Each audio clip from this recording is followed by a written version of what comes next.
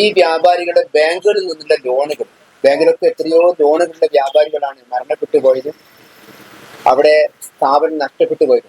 അപ്പൊ ഗവൺമെന്റ് തലത്തിൽ ആ ഭാഗത്തെ വ്യാപാരികളുടെ ബാങ്കുകളിലെ ലോണുകൾ എഴുതിത്തള്ളാനും അടിയന്തരമായിട്ട് ഗവൺമെന്റ് ഇടപെടണം എന്നാണ് ഞങ്ങൾക്ക് പറയാനുള്ളത്.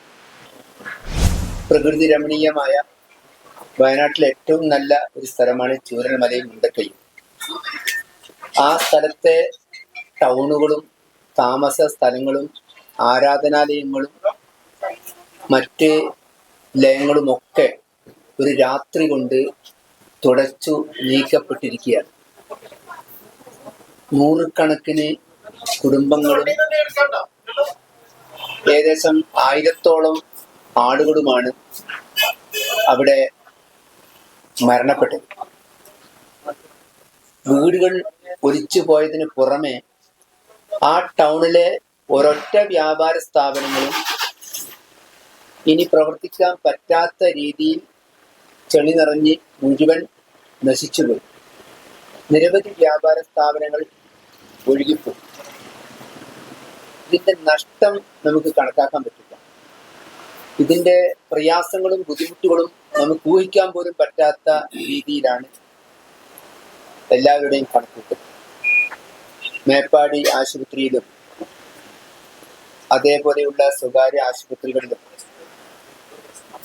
ഇതിന്റെ അലയൊലികൾ ഞങ്ങൾ ഈ അഭിമുഖം നൽകുന്നത് വരെ ഇതുവരെ അത് തീർന്നിട്ടില്ല. പിന്നെ 30-ന് സംഭവിച്ച് അന്ന് രാവിലെ മുതൽ തന്നെ കേരള വ്യാപാരി വ്യവസായി ഏകോപന സമിതി വയനാട് ജില്ലാ കമ്മിറ്റിയുടെ ആഭിമുഖ്യത്തിൽ ഇവിടെ മേപ്പാടി വ്യാപാര ഭവൻ കേന്ദ്രീകരിച്ച് വളരെ ക്രിയാത്മകമായി ഇവിടെ ഒരു ക്യാമ്പ് ഓഫീസ് പ്രവർത്തിച്ചു വരികയാണ്.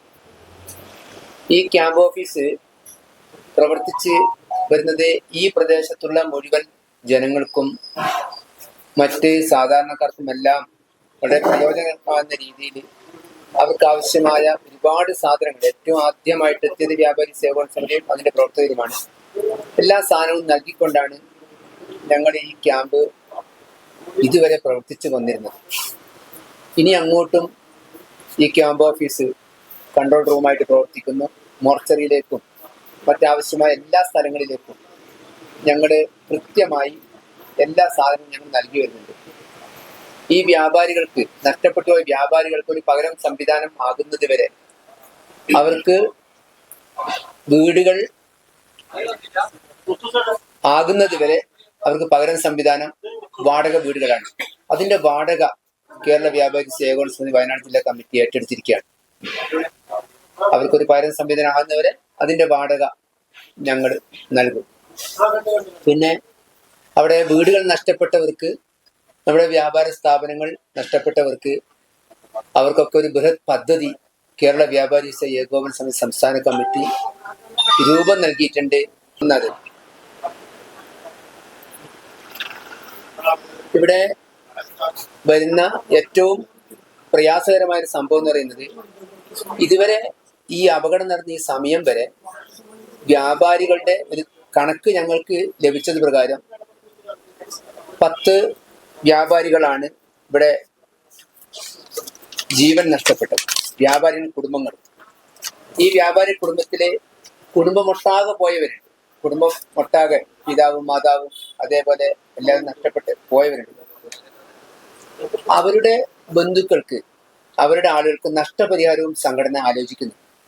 സ്ഥാപനങ്ങൾ നഷ്ടപ്പെട്ടവർക്ക് പൂർവ്വസ്ഥിതിയിലാക്കുന്നതിന് വേണ്ടി അതും വ്യാപാരി സേവന സമിതി ആ രീതിയിൽ ആലോചിച്ചു വരുന്നു. പിന്നെ ഇവിടെ നഷ്ടപ്പെട്ടു പോയ വ്യാപാരിക്ക് എന്ത് കൊടുത്താലും മതിയാവുകയില്ല.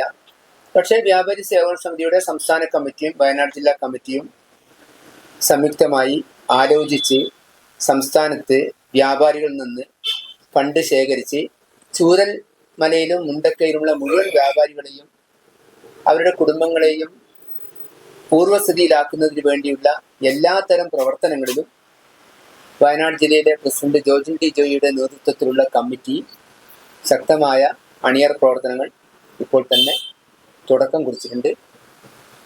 ഈ കാര്യങ്ങളിൽ ശക്തമായ നടപടികൾ ഗവൺമെന്റ് ഭാഗത്തു നിന്ന് ഉണ്ടാകേണ്ടതുണ്ട്. ജില്ലാ ഭരണകൂടവും സംസ്ഥാന ഗവൺമെന്റും ഇതിന്റെ കൃത്യമായ കണക്കുകൾ എടുത്തുകൊണ്ട് ഗവൺമെന്റിന്റെ ഭാഗത്തു നിന്ന് ഈ വ്യാപാരികളുടെ ബാങ്കുകളിൽ നിന്നുള്ള ലോണുകൾ, ബാങ്കിലൊക്കെ എത്രയോ ലോണുകളുടെ വ്യാപാരികളാണ് മരണപ്പെട്ടു പോയത്, അവിടെ സ്ഥാപനം നഷ്ടപ്പെട്ടു പോയത്. അപ്പൊ ഗവൺമെന്റ് തലത്തിൽ ആ ഭാഗത്തെ വ്യാപാരികളുടെ ബാങ്കുകളിലെ ലോണുകൾ എഴുതിത്തള്ളാനും അടിയന്തരമായിട്ട് ഗവൺമെന്റ് ഇടപെടണം എന്നാണ് ഞങ്ങൾക്ക് പറയാനുള്ളത്. പിന്നെ മാതാപിതാക്കൾ നഷ്ടപ്പെട്ട കുട്ടികളുണ്ട്, കുട്ടികൾ നഷ്ടപ്പെട്ട മാതാപിതാക്കളുണ്ട്, സഹോദരങ്ങൾ നഷ്ടപ്പെട്ട സഹോദരിമാരുണ്ട്, സഹോദരിമാർ നഷ്ടപ്പെട്ട സഹോദരങ്ങളുണ്ട്. അങ്ങനെ പരസ്പരം നഷ്ടപ്പെട്ടവർ മാത്രമേ നമുക്കിന്ന് ചൂരൽമലയിലും മുണ്ടക്കയിലും കാണാൻ പറ്റുള്ളൂ. അവരുടെ കാര്യത്തിൽ വളരെ ക്രിയാത്മകമായ ഒരു ഇടപെടൽ ഗവൺമെന്റിന്റെ ഭാഗത്ത് നിന്ന് ഉണ്ടാകണം എന്ന് ഞങ്ങൾ വിനയപരിസരം അഭ്യർത്ഥിക്കുകയാണ്. ഗവൺമെന്റിന്റെ ഇടപെടൽ കടലാസിന് മാത്രം ഒതുങ്ങിയാൽ പോരാ, ശക്തമായ ഒരു ഇടപെടൽ തന്നെയാണ് ഞങ്ങൾ ആഗ്രഹിക്കുന്നത്. അതിനു വേണ്ടിയിട്ട് കേരളത്തിലെയും ഈ രാജ്യത്തെയും എല്ലാവിധ സംവിധാനങ്ങളും ഒറ്റക്കെട്ടായി ഉണ്ട് എന്നറിയാം. പക്ഷെ എങ്കിലും വളരെ യുദ്ധകാല അടിസ്ഥാനത്തിൽ നടപടികൾ എടുക്കണം എന്നുള്ള ഒരു അഭ്യർത്ഥനയാണ് ഞങ്ങൾക്ക് ഉള്ളത്.